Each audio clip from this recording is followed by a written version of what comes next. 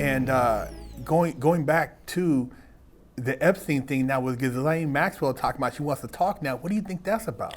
Oh, bro, I'll be more surprised if she doesn't get pardoned than if she gets pardoned.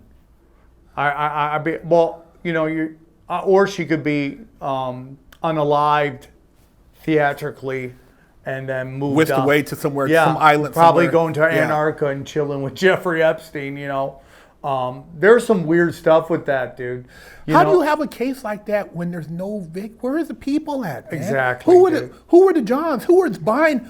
Where's the I mean, really, like, I don't get it, man. Like, when I've seen people get RICOs and stuff and CCEs, there's like 30 people on indictment. Yeah, if you want to understand politics, you have to look through it through this lens: demoralization.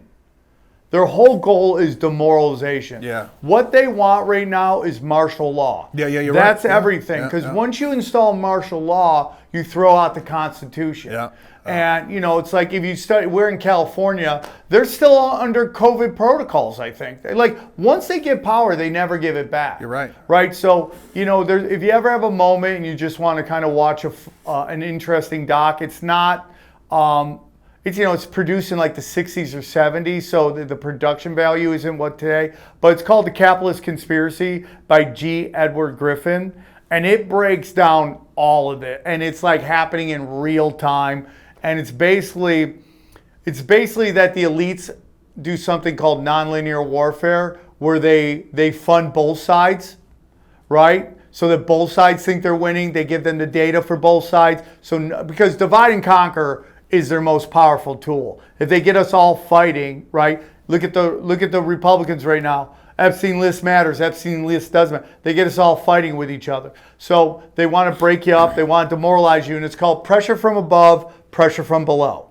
That's how they do it. The pressure from below is crime on the streets. It's going crazy. The judges are letting everybody out. And then the pressure from above is that your politicians aren't going to help you. They're making it worse. Nobody's come to save you, which raises your anxiety, your depression. And then what you ultimately ask for is for them to come and save you, which will be in the form of martial law. That's all you got to do is look at politics going, how does this demoralize me? The stuff with Trump and Epstein, right? So he's like pushing, like, he's a bad man. I've heard some bad things about him. They're bad people. There's like this list and that people are on it. And he's talking about it forever, right? So like, all the Democrats are like, he's on the list too. And everyone's like, no, he's not. He's fighting it. So they're like, and the whole thing was, you would hear people say, if he was on the list, the Democrats would tell you, really? Or what's more effective than getting him in and then telling you he's on the list, and then that demoralizes you to no end. So now you don't know if you're coming or going. Yeah. And that's it. It's all psychological warfare. And that's why when we were bringing up the red pill, the blue pill, the black pill, and the white pill, it's like you got to get to that white pill. Black pill is a CIA psyop. They've made that term up. Like how they demonized, and people are going to be like, dude, this guy's crazy. But, how they demonize the word conspiracy.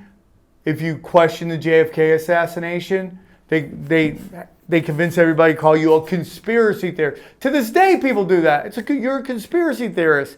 And it's like Joe Rogan basically tweeted, and I'm paraphrasing, but like, if you still don't believe in conspiracies, God bless you.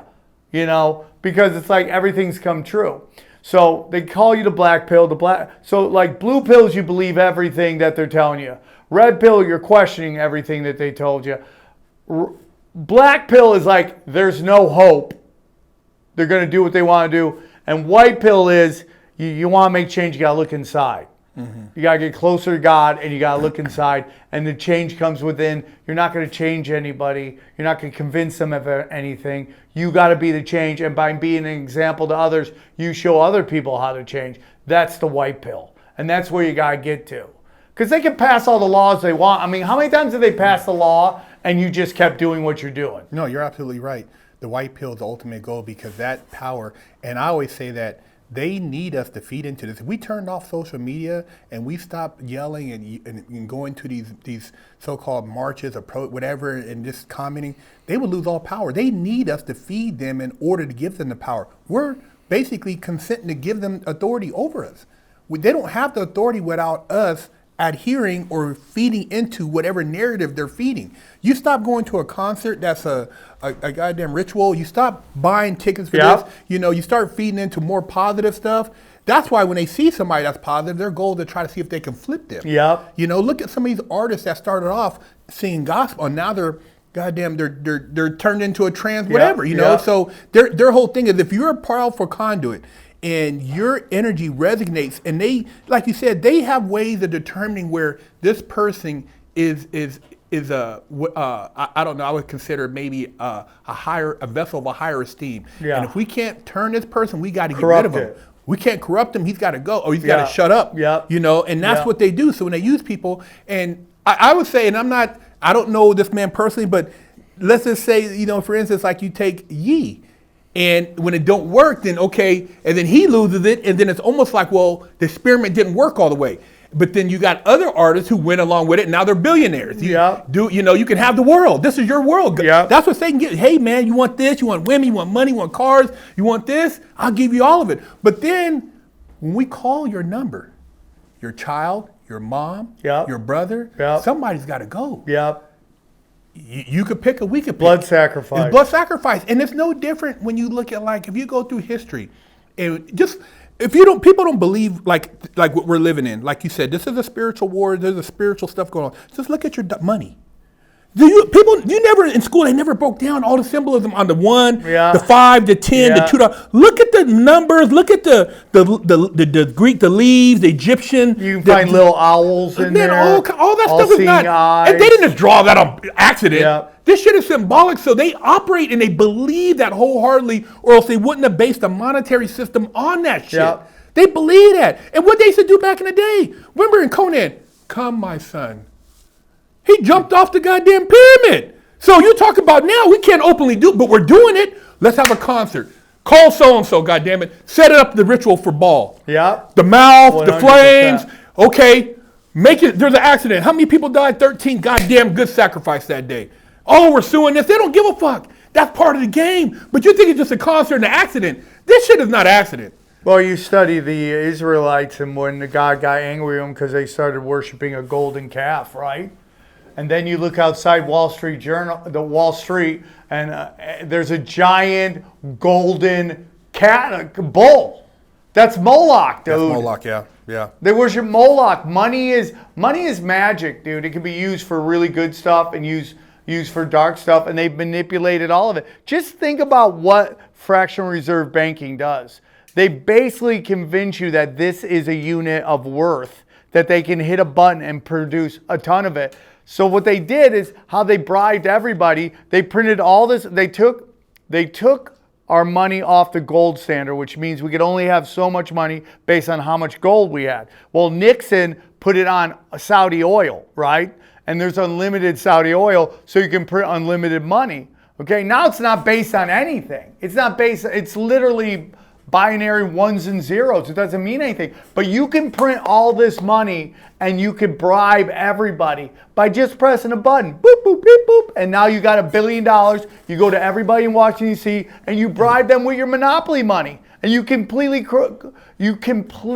and utterly corrupt them. If you study how banks work, right? They used to have to have $1 for every $10 they had.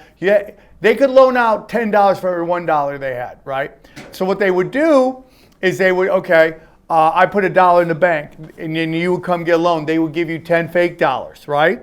And then you would start paying that off. Then they would take that money and they'd loan out $10 more for each dollar you put in the bank. So now they've printed like billions of dollars based on only like a couple bucks. And it's all witchcraft, dude. Your money is witchcraft. That's why you got to get in the precious metals and stuff like that. But that's how they bribed everybody. Everything you hate in the world is funded by the Federal Reserve. Yeah. Everything you hate. It is the false reality that is projected onto God's reality, right? And when you watch television and there's some anorexic model beating up all the robots, and you're like, that doesn't make any sense. It's not. It's meant to corrupt ancient archetypes that we all see the world in. That's what they're doing. They're corrupting these archetypes. So you go, that doesn't make any sense. It's the false reality projected on God's reality. No, you're absolutely right. And when you talk about the money system, I read a lot about that in prison too, and it kind of blew my mind because people think like, okay, do you know when they talk about spreading democracy, what that means is they're going to create basically a debt contract with that country, so that country now owes the Federal Reserve or the central bank. And so every time you talk about the IMF, we're based on a republic, not a democracy. So why are they always talking about democracy? So every time there was a war, okay, you had basically the Civil War, right? That was funded. They said borrow money from France. They actually borrowed money from Great Britain, which was tied into the families, the banking families. Okay, 1776. And then you go forward. And then you have almost when they had the War of 1811, where they called the debt, and then they had to kind of like say, okay, we're going to borrow more money and we'll call that. Now, Civil War was based on another debt. See, every time there's a major war within this, it's based on renegotiating the Constitution, which is a contractual monetary agreement of how much you owe us. Now, there is things in there for the citizens, but those are citizens related to the corporate contract. So as you keep going forward, you had the war with 1811, 1812, I can't remember, go forward right around the time when they had when you said they went off the gold standard, which ties into, the Civil War, and then going forward, it was the renegotiation was when they did the 1913 Federal Reserve Act, Creature Jekyll Island. That was another renegotiation because the birth certificates were not a thing until 1913, 1914. And then they said, okay, well, you pledged us gold, you pledged us to people. Birth certificates, commercial instruments, we're going to use them now. Start making money off of them. Yeah. So as you keep going up, it's like, what's left? You pledged everything else, so now we got to create all this AI. Now we're going to create, we got to flood. We let all these people in, give them numbers. Those are commercial instruments. We can loan against them because those are, that's why you think they do Bureau of Census. That's all currency. Everything's currency, and it's all, like you said, it's all based on money. But as you study the cyclical war thing, it's all, like you said, it's renegotiation of debt. It's basically seeing how much we can owe you, and that's why when they come in, and there's a book about it, the Economic Hitman, where they go in and they let you borrow, and then if you don't pay, we come in, we throw a coup, we put our people in. Now we take all your resources, we loan you money, we own and extend that with property, take over your property. It's just a whole, and these people think 30, 40, 50, but they don't even want to be there for their kids. Yeah. See, we think, oh my God, we're trying to get through the school year. Yeah.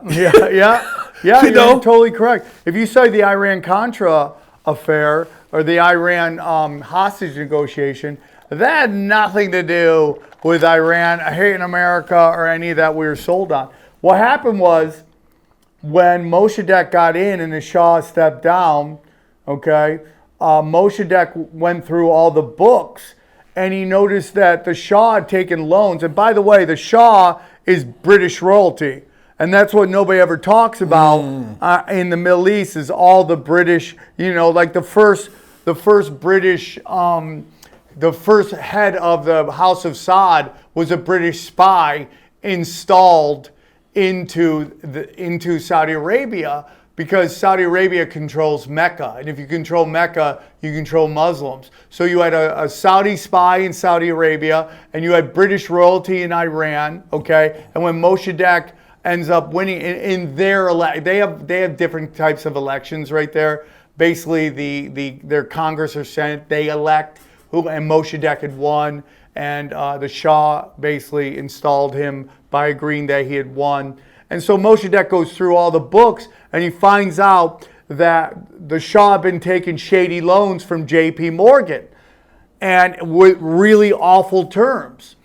And when Mossadegh looks at it, he goes, well, he didn't go through our Senate or our Congress, so he didn't go through the proper channels to do this.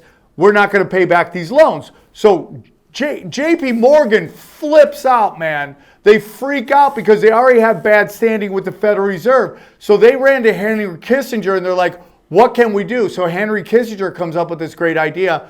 The Shah was having cancer issues. So they brought the Shah back to America, brought him over to America and paraded him around. And when the Iranians saw that, they're like, don't you try to install him again. We'll go crazy, man. We'll hijack, we'll take your embassy hostage. And they kept doing it. So they actually stormed the embassy before that no one knows about. And they took hostages for 3 days just to show them they could do it. And then they released the hostages. Well, they kept like parading them around. So they're like, F it, we're going to take it, because Chase Bank wanted them to take the hostages because they wanted Jimmy Carter to put economic sanctions on Iran to make Iran agree to pay back the loans, because if they didn't get the loans paid back, JP Morgan would be done with the Federal Reserve. So they literally just mind manipulated the Iranians. They took them in, took hostages. The Iranians made deals with Reagan and Bush that they would keep them to the election, and which made Jimmy Carter look horrible. They played him totally. They got him to put sanctions on Iran, which put economic hardship on Iran. They made deals. They would be like, listen, we're going to get Reagan in.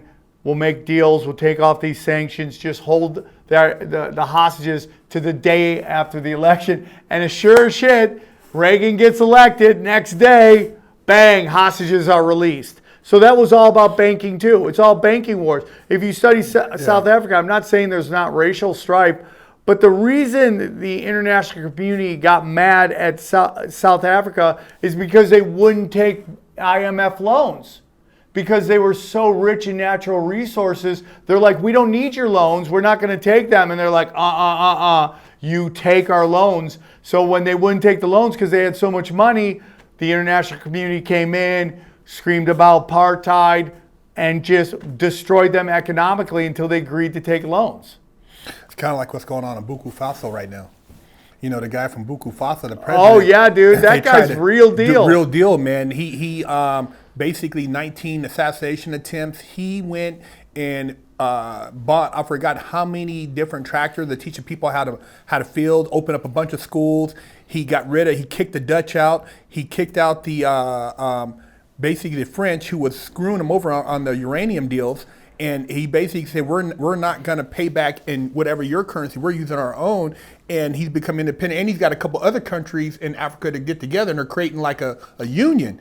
And so he's disrupting. And the first thing they say over here, he's using the gold for his own wealth, because they don't want, what have you guys been doing over here? The guy who's over here, who's on the relations of African relations over here, the general, the black guy. And of course, there's a black guy saying about another black guy, you know. And so this guy is really trying to create Africa's independence, and he's a role model, inspiration to the other African nations over there, kind of like what Omar Gaddafi was. But this guy's going through it, and I don't know, I'm hoping, how long he could stay alive to get what he needs done, but he's making real changes. And they said by them cutting off France is going to be a third world country. They have no resources. France is stealing everything they have from Africa. Tell me about England. How does England make any money? They're a tiny island. They have no money. Because in reality, the empire's still around. They just made the United States look like the bad guy. So everyone's like, oh, America. It's the British Empire. There's a power structure, dude. At the top is the 13 families, the black nobility, And then under that are the 3 pillars of control, which is the Vatican, the City of London. Nobody knows about the City of London. They think I'm talking about London. No. Within London, there's a City of London. And dude, the king can't even go in there without permission. They all have immunity. And those are the bankers. And then Washington, D.C., no one realizes D.C. is a sovereign territory. It's not part of the United States. They're always talking about making it like a state. It's a sovereign territory because that controls the military. So you have the Vatican controls religion, the City of London controls banking, and the Washington, D.C. controls military might, which is how you control humanity. And people don't realize, like, basically DC is a replication of Egypt and the pyramids. 100%. Benjamin Banneker designed Freemasonry. Freemasonry. It's all, and people are like, oh, we're Freemason. I'm a Mason. You're not a Mason like these guys. No, dude. You're just on the. There's levels. There's levels to this shit. A whole nother game as you get into it. You probably have to be born into it, to be honest with you. And they got to trace your bloodline, because remember, back in the day, you couldn't even.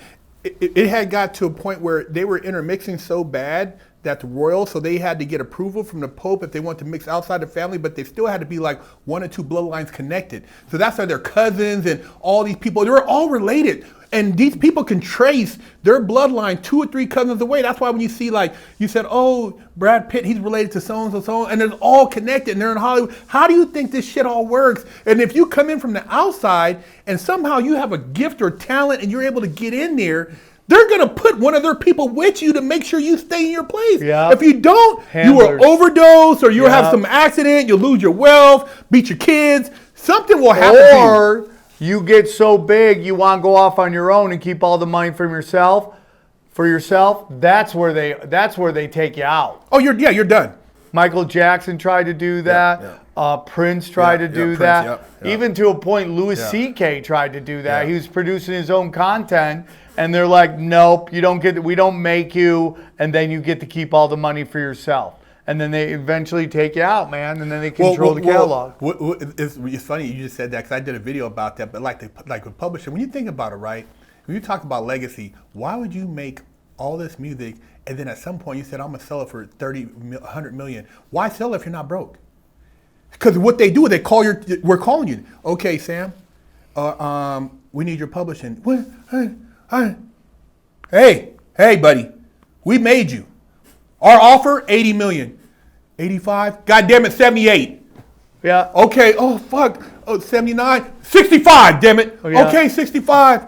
So you sell it, you're like, oh, I sold it because, I need my this and that. Justin Bieber, dude. Just look at Future, Justin Bieber, Lil Wayne, all these. Why you sell your masters? Dude, you see these guys who manage these artists from back in the day, all these soul singers, their families are living off these soul singers' masters that they never did not their publishing. Yeah. So why would you sell your publishing? That's something you put in a trust and you give to your kids. Yeah. But why would you sell it? And you gotta start over again? Yeah. It makes no sense. Dr. Dre. Yeah. All these dudes sold their masters. Yeah. Why did they sell that? Why did they do it, Sam? Yeah, because if they try to keep it, they know they're gonna get offed. And they'll off you. They have no problems with that. It's all about control. It's about control, and even like you talked about, like the connection. I look at look at some of the relationships, right? How does this person date 5 or 6 people in the same minute? Why you mean you can't find nobody else? Because it's like if you're at a certain level, their PR person hooks up with your PR person, and this is the match. You're dating her. Hey, how much to make you go away? How much? Yeah. $1 million, $2 million. Girl, he met you at McDonald's. Yeah. Go. Yeah. She get the hell out. Oh, I'm okay. You're rich. Hey man, what happened to the girl? Her number changed. I can't get over. But we got so and so. It's like look at now. You tell me, you watch sports, right? Yeah. Klay Thompson and Meg Thee Stallion. Oh yeah, that's interesting. Meg Thee Stallion. Remember what's his name? Tory Lanez was just almost. And she was with. Now why would Klay Thompson, good look, guy, clean cut, NBA, good. You put him with Meg Thee Stallion. I'm not Meg Thee Stallion. I don't know her, but I'm just saying, like, just It's weird, dude. The matches, bro. It's weird, and some of these guys just always want to keep their name out in the thing. You date Meg Thee Stallion. He was never the guy to do that, though. I mean, that's why Blake Griffin got ran out of from the Clippers, and I'm a huge Blake Griffin fan. But when he started dating Kardashians, they're like, bye-bye, and they sent him to Detroit. Look, Lamar. Oh yeah. They're witches, dude. They're witches. Show me a guy that they dated that they didn't just corrupt with their black magic. I mean, everything that in their pictures are all Freemasonic. It's all black magic symbolism. I mean, it's all right there, dude. They're sorcerers. They deal in the black, and then all this stuff started coming out during the P. Diddy trial about Kim Kardashian drugging and stealing documents. Dude, I had a buddy of mine, dude, who used to run, he runs all these celebrity sex tape stuff.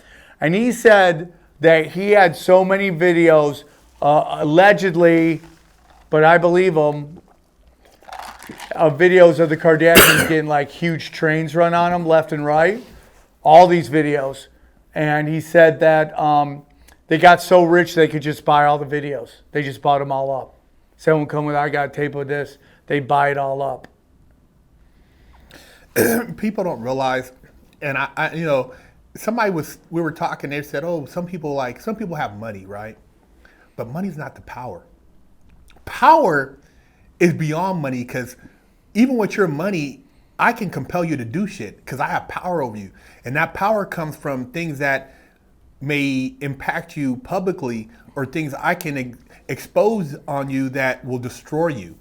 And so that's power. And these people, whether they put your name on something to make you think that you control it, but they really run it, you know, or they tell you like, hey, Sam, I'm gonna have you do this and that, but I got a great manager for you. And this guy the whole time is taking everything behind your back. You don't even know he's in your accounts. Yeah. You know, I mean, you've seen it where, you know, the guy who wrote Good Times, the guy who wrote Welcome Back Carter. I mean, these guys, it's like, dude, it's such a vicious game.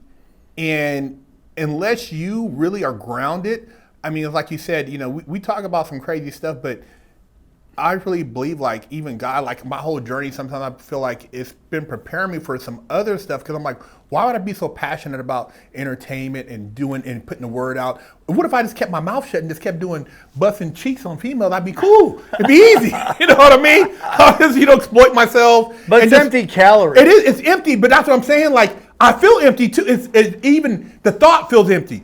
But I see people, I'm doing this, and you're looking like, wow, man, they're making a bunch of money, but at what cost? Yeah.